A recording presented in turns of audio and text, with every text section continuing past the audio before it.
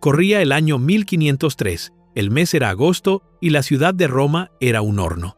Un calor sofocante, el infame viento siroco, oprimía las 7 colinas, mientras que de las marismas bajas se arrastraba el asesino invisible, el aria cativa, el aire malo. En el Palacio Apostólico, dentro del corazón fortificado del Vaticano, un hombre yacía moribundo. No era un hombre cualquiera, era Rodrigo Borgia, el Papa Alejandro VI, el vicario de Cristo, una figura de un poder tan inmenso y una reputación tan aterradora que su nombre se susurraba con una mezcla de asombro y repulsión por toda la cristiandad. Mientras la fiebre devastaba su cuerpo de 72 años, un rumor mucho más siniestro se deslizaba por los fétidos callejones de la ciudad. Veneno. ¿Era esta la mano de Dios? ¿Un juicio divino final sobre un pontífice notoriamente pecador? ¿O era obra de sus enemigos un asesinato a sangre fría? ¿O, en el giro más espeluznante de todos, había sido el maestro de los envenenadores deshecho por su propio arte mortal? Para comprender el vórtice de rumor y realidad que rodeó la muerte del Papa Alejandro VI, debemos primero viajar atrás, no solo días o semanas, sino décadas, hasta la fuente misma del poder de los Borgia. Rodrigo Borgia no era producto de la aristocracia romana, ni de las grandes familias de banqueros italianos que habían dominado el papado durante mucho tiempo. Era un forastero, un español del reino de Valencia, cuya fortuna estaba irrevocablemente ligada a su tío materno, Alonso de Borja, quien ascendió al trono papal en 1455 como el Papa Calixto III. Fue bajo el patrocinio de su tío que el joven Rodrigo, apuesto, inteligente e insaciablemente ambicioso, fue nombrado cardenal y vicecanciller de la Santa Iglesia Romana, un cargo de inmenso poder administrativo y riqueza que ocuparía durante más de 35 años, sirviendo bajo 5 papas diferentes. Aprendió desde dentro la intrincada y mortal danza de la política romana, dominando sus ritmos de soborno, nepotismo y pragmatismo despiadado. La Italia de finales del siglo XV no era una nación unificada, sino un mosaico fracturado de ciudades-estado, ducados y reinos en competencia, todos luchando por el dominio. Milán bajo los Sforza, Florencia bajo los Médici, el reino de Nápoles y la poderosa República de Venecia. En el centro de esta red se encontraban los estados pontificios, un territorio que en teoría era el dominio temporal del Papa, pero que en la práctica era un mosaico de tierras controladas por poderosas y rebeldes familias baroniales como los Orsini y los Colonna, que trataban el papado como su premio personal. Cuando el Papa Inocencio VIII murió en 1492, el cónclave subsiguiente fue una clase magistral de simonía, un asunto transaccional donde los votos se compraban y vendían con promesas de tierras, títulos y fríos y contantes ducados. Rodrigo Borgia, el más rico de los cardenales, los superó a todos en la puja, asegurando su elección y tomando el nombre de Alejandro VI. Su coronación fue un evento de una magnificencia sin parangón, un espectáculo destinado a declarar que un nuevo y formidable poder había llegado. Pero era un poder construido no sobre la autoridad espiritual, sino sobre una base de ambición secular, obsesión dinástica y una escalofriante disposición a santificar cualquier medio necesario para alcanzar sus fines.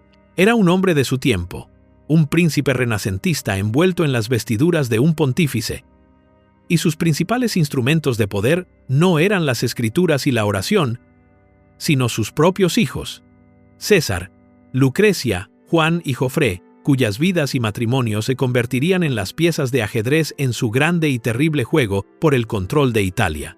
El papado de Alejandro VI fue una clase magistral de una década en la consolidación del poder.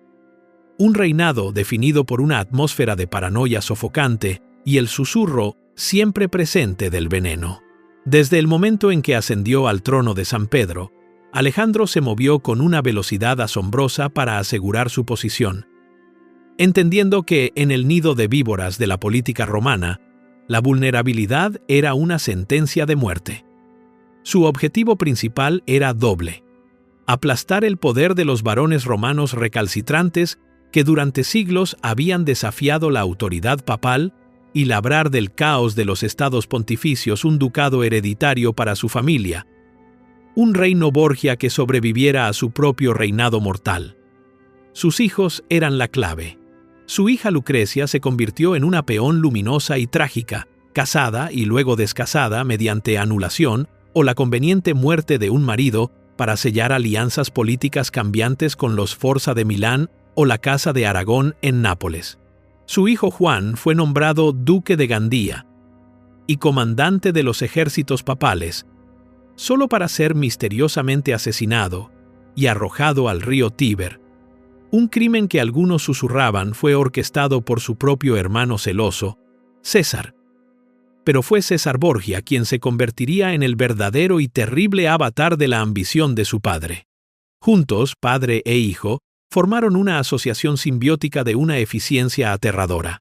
Alejandro, desde los salones dorados del Vaticano, proporcionaba la sanción papal, la inmensa riqueza de la Iglesia y la legitimidad diplomática. Mientras que César, en los campos de batalla empapados de sangre de la Romaña, proporcionaba la espada, el fuego y el miedo. Esta campaña para centralizar el poder requería vastas sumas de dinero, y cuando los ingresos tradicionales de la Iglesia resultaron insuficientes, Alejandro recurrió a una forma más siniestra de recaudación de fondos. Cardenales, nobles y ricos funcionarios que caían en desgracia con los Borgia a menudo morían repentinamente, y sus inmensas fortunas revertían convenientemente al tesoro papal. Fue en este contexto que nació la leyenda de la cantarella, un veneno incoloro e insípido, que se decía era una variación del arsénico, que los Borgia supuestamente usaban con precisión quirúrgica. El anfitrión de una cena de los Borgia podía retirarse a la cama sintiéndose perfectamente sano, solo para ser presa de una violenta enfermedad durante la noche, muriendo en agonía días después. El miedo era palpable. Los embajadores escribían a sus países en mensajes codificados, sus despachos llenos de relatos de muertes sospechosas y la sensación palpable de que nadie estaba a salvo. ¿Poseían los Borgia realmente un veneno secreto e indetectable? ¿O era la idea del veneno su arma más eficaz? En un mundo de lealtades cambiantes, el miedo a un cáliz envenenado era suficiente para mantener a raya a los aliados vacilantes y aterrorizar a los enemigos potenciales hasta la sumisión. La verdad es probablemente una mezcla de ambos. El arsénico era un veneno bien conocido, y su uso en la Italia del Renacimiento estaba lejos de ser exclusivo de los Borgia. Pero ellos, con sus orígenes extranjeros, su flagrante nepotismo y su éxito despiadado, se convirtieron en el símbolo último de este arte oscuro. Su reputación se convirtió en una profecía autocumplida. Cada muerte súbita en su círculo se les atribuía. Cada enfermedad se consideraba la lenta obra de la cantarella, cimentando su imagen como figuras diabólicas que habían dominado la química de la propia muerte. El verdadero motor de la empresa Borgia, la encarnación de su voluntad despiadada, fue César Borgia. La historia lo recuerda a través de los ojos fríos y calculadores de Nicolás Maquiavelo, quien vio en César el modelo perfecto para su príncipe ideal. Un hombre no sujeto a la moral convencional, que entendía que el poder no descansa en la buena voluntad, sino en la aplicación juiciosa de la violencia y el cultivo del miedo. Inicialmente destinado a la Iglesia, como su padre, César fue nombrado cardenal a la tierna edad de 17 años, un cargo que despreciaba. Era un hombre de acción, un guerrero atrapado en las túnicas carmesí de un clérigo. El asesinato de su hermano Juan en 1497, un crimen que sigue siendo uno de los grandes misterios sin resolver de la historia, resultó ser la oportunidad de César. Fuera él responsable o no, se benefició inmensamente. Renunció a su cardenalato, la primera persona en la historia en hacerlo, y asumió el papel de su hermano como el brazo secular y militar del papado.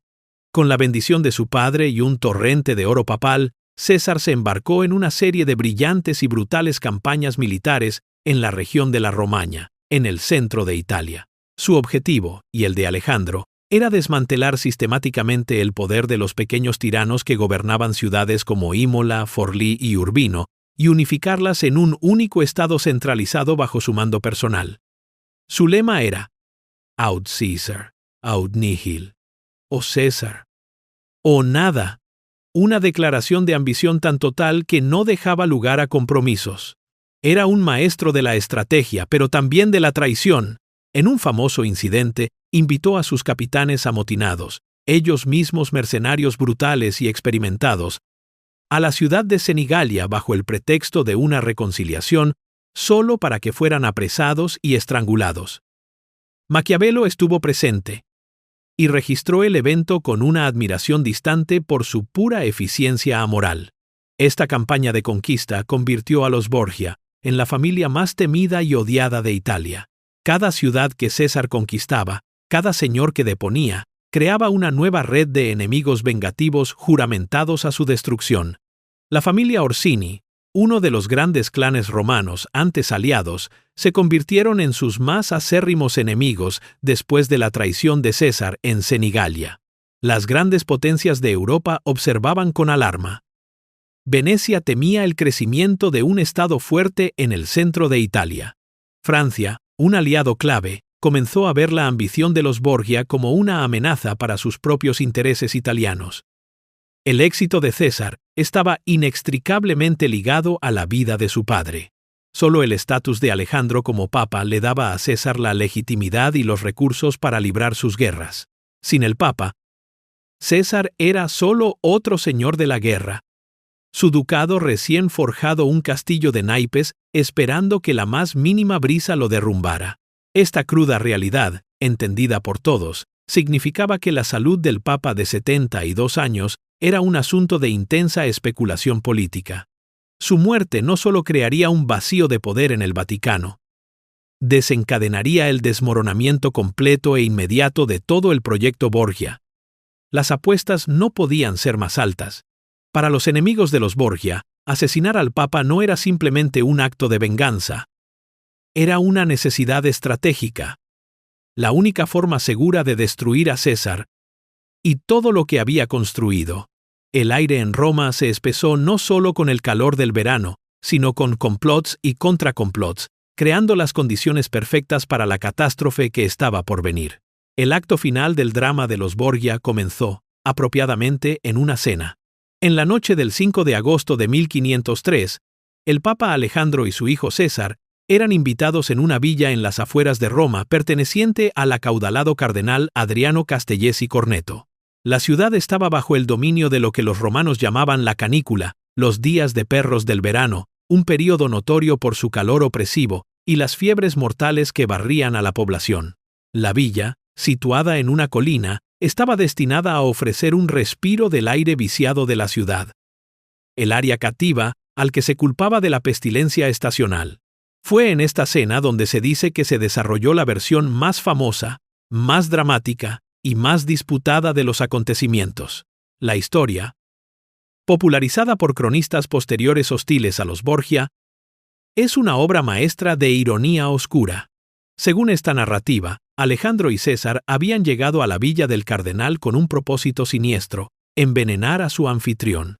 El cardenal Corneto era inmensamente rico, y su muerte habría transferido convenientemente su fortuna y sus valiosos beneficios a las arcas de los Borgia, proporcionando fondos muy necesarios para las continuas campañas militares de César. El plan era simple y un clásico Borgia. Un sirviente, leal a César, debía servir al objetivo de una jarra especialmente preparada de vino envenenado. Pero, en un giro digno de una tragedia griega, ocurrió un error fatal, ya sea por un desliz del sirviente, o porque el Papa, sufriendo por el calor, pidió una bebida, antes de que la copa envenenada hubiera sido presentada correctamente. Las jarras se mezclaron. Al Papa y a su hijo se les sirvió el mismo veneno que habían destinado a otro.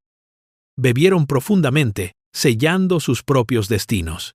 Esta versión de la historia es casi demasiado perfecta, demasiado poéticamente justa.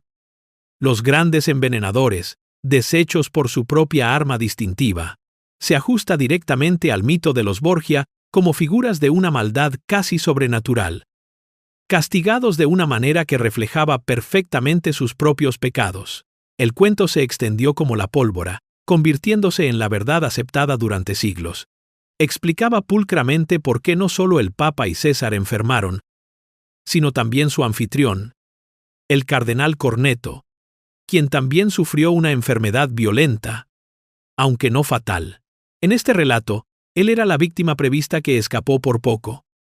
Pero a medida que despojamos las capas de propaganda y rumor, esta narrativa cinematográfica comienza a deshilacharse.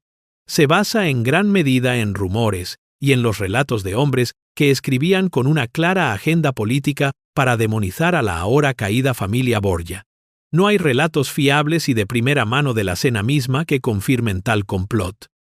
La historia de las copas intercambiadas solo aparece en crónicas escritas años, a veces décadas, después del evento.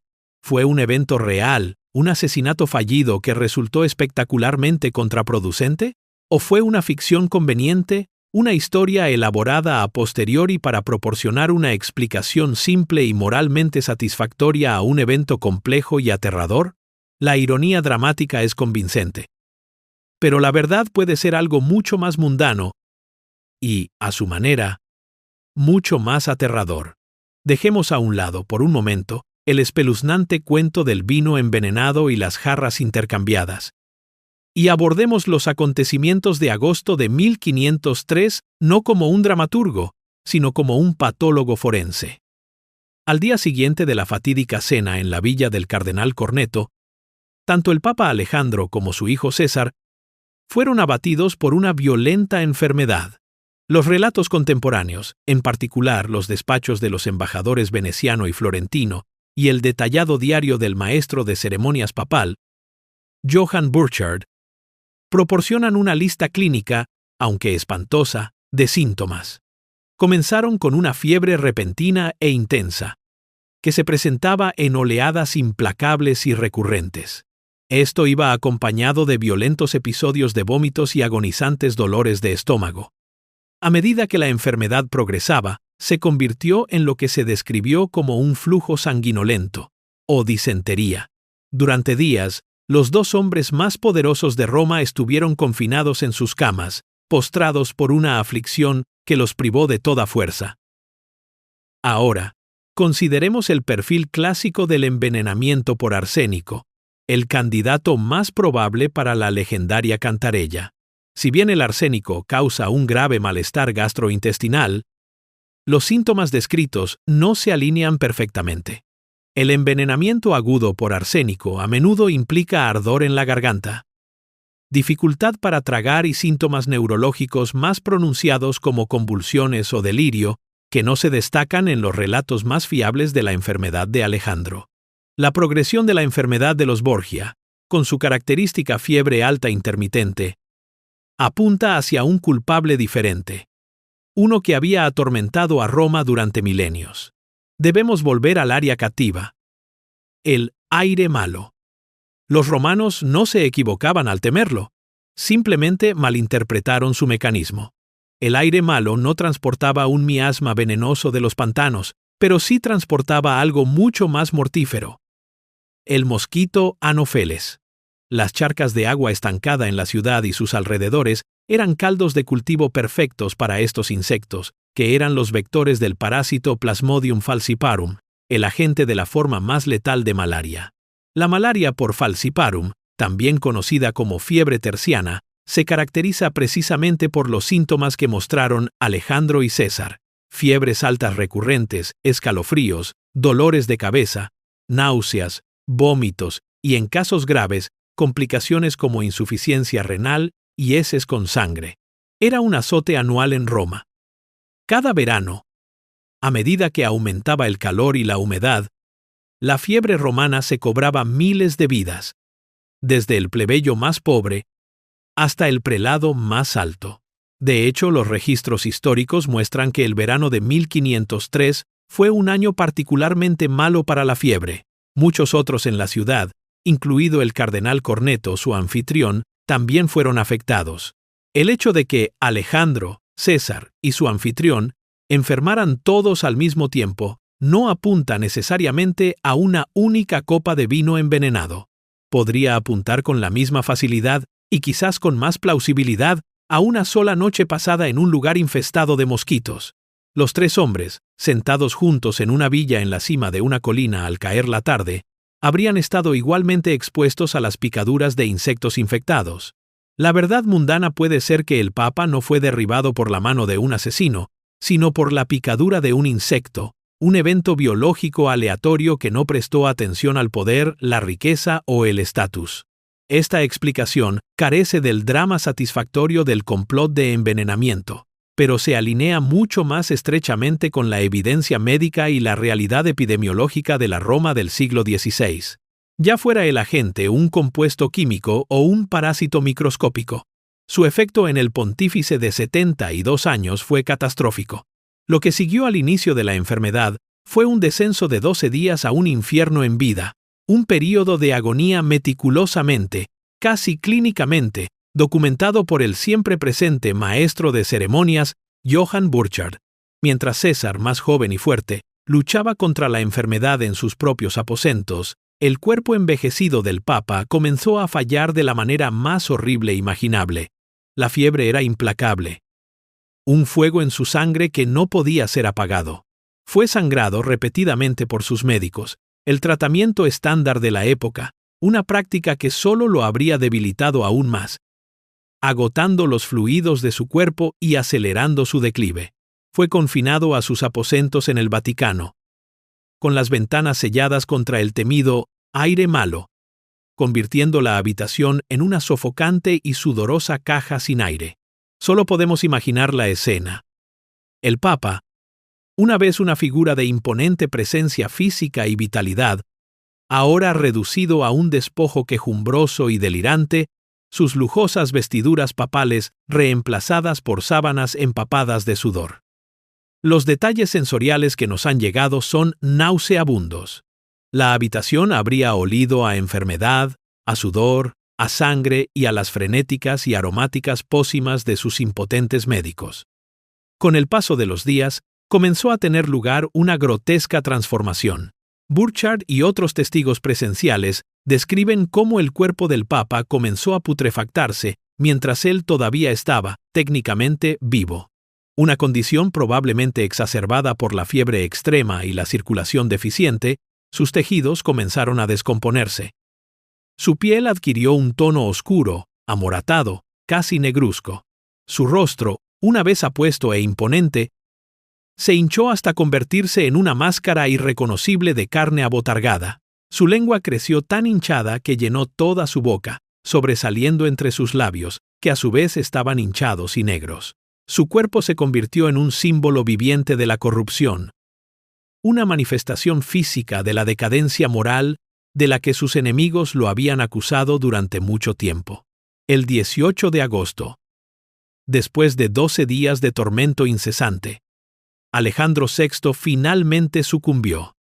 Había recibido la extremaunción, pero el puro horror de su descomposición física pareció, a los horrorizados espectadores, una señal de algo más que una mera enfermedad.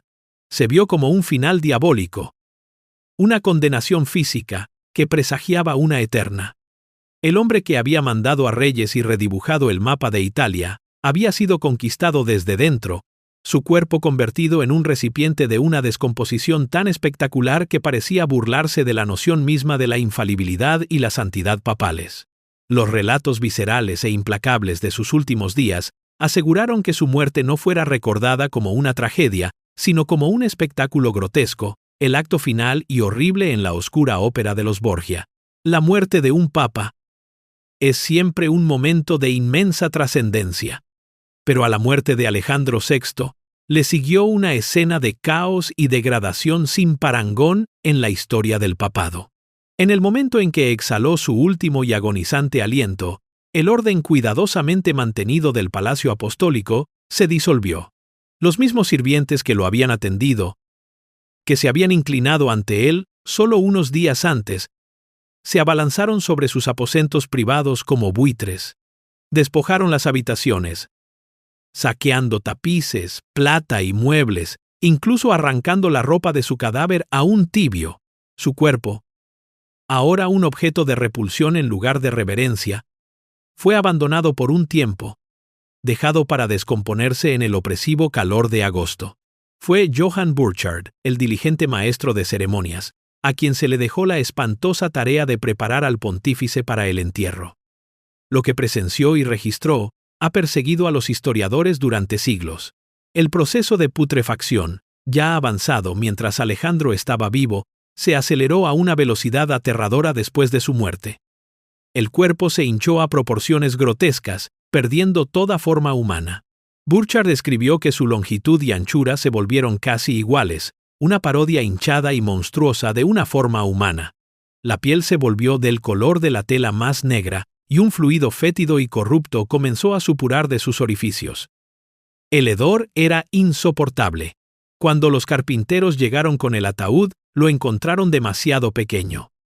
El cadáver papal, que debería haber sido tratado con la máxima solemnidad, fue sometido a una última y brutal indignidad. Burchard describe cómo los porteadores, con poca reverencia, rodaron el cuerpo sobre una sábana y, con sus puños y pies, comenzaron a golpear y empujar la masa en putrefacción dentro de la caja de madera. Durante este espantoso proceso, el cuerpo liberó una última y explosiva ráfaga de gas fétido, una última exhalación de corrupción. Este horrible espectáculo no fue un asunto privado. Las puertas del Vaticano finalmente se abrieron, y el pueblo romano, junto con el clero y los dignatarios extranjeros, pudieron pasar junto al cuerpo mientras yacía de cuerpo presente en la Basílica de San Pedro. Lo que vieron confirmó todos los oscuros rumores.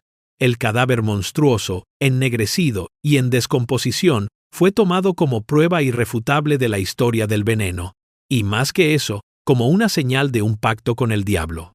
Para sus enemigos, fue la victoria propagandística definitiva. La decadencia física del cuerpo de Alejandro se convirtió en una poderosa metáfora de la decadencia moral de su papado.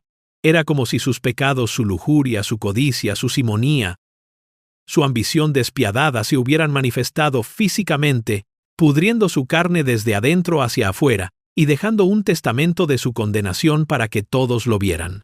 El sagrado oficio del papado había sido ocupado por un hombre cuyo final fue tan indescriptiblemente vil que despojó toda pretensión de santidad, dejando solo el recuerdo de una mortalidad aterradora y grotesca.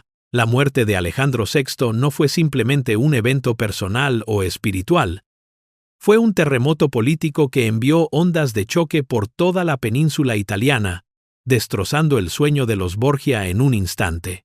Todo el edificio del poder de los Borgia, tan cuidadosa y despiadadamente construido durante una década, descansaba sobre un único pilar: la autoridad papal de Alejandro.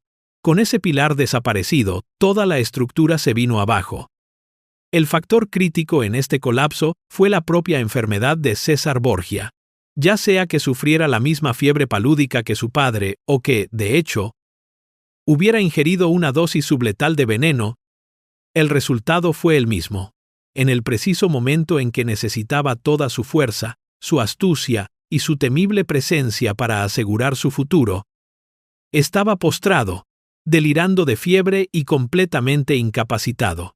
Como él mismo se lamentaría más tarde a Maquiavelo, había planeado para cada contingencia tras la muerte de su padre, excepto una, que él mismo estaría al borde de la muerte al mismo tiempo.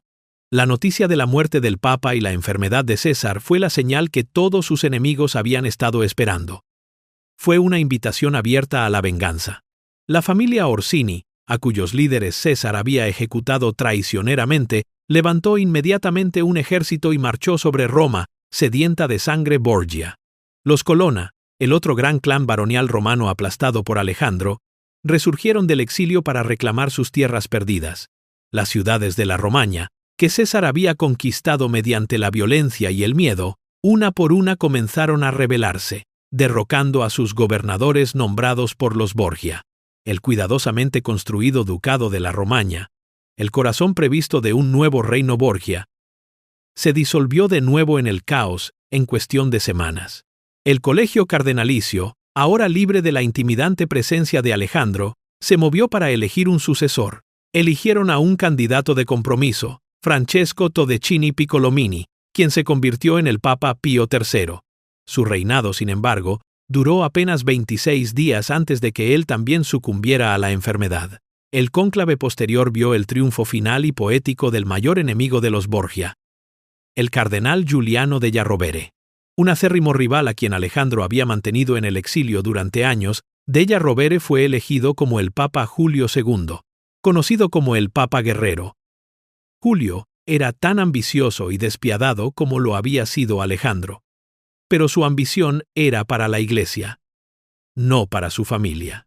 Inmediatamente, se dispuso a deshacer el legado de los Borgia, apoderándose sistemáticamente de las posesiones restantes de César para el papado. César, ahora un general sin ejército y un duque sin ducado, fue arrestado. Finalmente escaparía, solo para morir como un soldado unos años más tarde mientras luchaba como mercenario en España. El gran proyecto había terminado. Una sola muerte, ya fuera por veneno o por pestilencia, había sido suficiente para realinear completamente el mapa político de Italia, demostrando con brutal claridad la naturaleza frágil y personal del poder en la Europa del Renacimiento. 5 siglos después, la pregunta persiste. Suspendida en el ámbar de la historia, ¿fue veneno o pestilencia? Sopesemos las pruebas como un tribunal de instrucción, examinando los argumentos de cada caso, cribando las capas de propaganda, mito y realidad médica. El caso del veneno es, sin duda, la narrativa más convincente. Se basa principalmente en la temible reputación de los Borgia. Habían cultivado una imagen de ser maestros del asesinato, y por eso, cuando murieron de una manera que parecía sospechosa, el veneno fue la conclusión más natural y ampliamente aceptada. El momento es crucial para esta teoría. La enfermedad golpeó directamente después de una cena con un cardenal rico que era un objetivo lógico para la expropiación. El hecho de que padre e hijo enfermaran simultáneamente sugiere fuertemente una fuente común. Y una jarra de vino envenenada proporciona una explicación pulcra y dramática. Los relatos de cronistas contemporáneos como Paolo Giovio y Francesco Guicciardini, aunque escritos más tarde y con un claro sesgo anti-Borgia, detallan explícitamente la historia de las copas intercambiadas y el complot de asesinato fallido. Para los muchos enemigos de los Borgia, esta narrativa no solo era creíble, era necesaria. Proporcionaba un final moralmente coherente a un reinado moralmente en bancarrota. Sin embargo, el caso de la pestilencia, de la malaria, es posiblemente más fuerte desde un punto de vista científico e histórico. La ubicación y la época del año Roma en el sofocante calor de agosto eran el caldo de cultivo perfecto para el mosquito Anopheles y la mortal malaria por falciparum que transportaba. La fiebre romana era un asesino conocido y aterrador, responsable de innumerables muertes cada verano. Los síntomas meticulosamente registrados por los testigos presenciales, las fiebres altas recurrentes, los vómitos, la disentería son un ejemplo de libro de texto de una infección palúdica grave, más que de un envenenamiento por arsénico clásico. Además, no solo Alejandro y César enfermaron. Su anfitrión, el cardenal Corneto, el supuesto objetivo del complot de envenenamiento, también contrajo una fiebre grave, al igual que muchos otros en el Vaticano y en toda Roma durante ese mismo período. Una epidemia en toda la ciudad proporciona una explicación mucho más lógica para la enfermedad generalizada que una serie de envenenamientos coordinados pero separados. El inicio simultáneo de la enfermedad en Alejandro y César podría explicarse fácilmente por el hecho de que ambos fueran picados por mosquitos infectados durante la misma tarde en la villa del cardenal Corneto. La historia del veneno, aunque teatralmente satisfactoria, requiere que creamos en un nivel de incompetencia un sirviente torpe, una copa confundida que parece reñido con la reputación de crueldad y eficiencia de los Borgia. La teoría de la malaria solo requiere que aceptemos que el Papa, como cualquier otro ser humano de su tiempo, era vulnerable a los peligros naturales de su entorno. Al final, el poder perdurable de la historia de los Borgia no reside en los detalles forenses de la muerte de Alejandro, sino en la profunda pregunta de por qué el mito del veneno ha eclipsado tan completamente la probabilidad de la enfermedad. La narrativa del veneno ha sobrevivido durante 500 años porque es una historia mejor. Es un cuento de Ibris y Némesis, de tragedia griega representada en el corazón de la Iglesia Católica. Presenta un mundo gobernado por la acción humana, donde el mal no es una fuerza aleatoria sino una estrategia calculada. Y donde la justicia, por oscura y retorcida que sea, finalmente prevalece. Una muerte por el vial de un conspirador es un reflejo de la vida del difunto. Implica que el final de Alejandro fue una consecuencia directa de sus acciones. Una cosecha de lo que había sembrado. Convierte la historia en una obra de moralidad, con un villano claro y una conclusión satisfactoriamente justa, aunque espantosa. Por el contrario, una muerte por la picadura de un mosquito es frustrantemente mundana. Es aleatoria, impersonal y anticlimática. No habla de los grandes temas del poder y la corrupción, sino de la fragilidad biológica del cuerpo humano. Reduce al pontífice descomunal, no a un alma condenada que recibe su merecido, sino a una mera estadística, otra víctima de la fiebre romana anual. La verdad histórica es que lo que mató al Papa Alejandro VI importa mucho menos que el mundo que habitó y ayudó a crear. Un mundo tan impregnado de intriga, traición y violencia, que una muerte por veneno no solo era plausible, sino, en la mente de sus contemporáneos, casi una certeza. El verdadero veneno no fue la cantarella en una copa de vino. Fue la ambición insaciable que lo impulsó, el nepotismo que definió su reinado, y el clima de miedo que perfeccionó como instrumento de Estado. Él y César habían inyectado una toxina en la vida política de Italia, y ya sea que su propia muerte proviniera de un veneno similar o de la picadura irreflexiva de un insecto, el resultado fue un final adecuadamente catastrófico para un reinado espectacular y aterrador.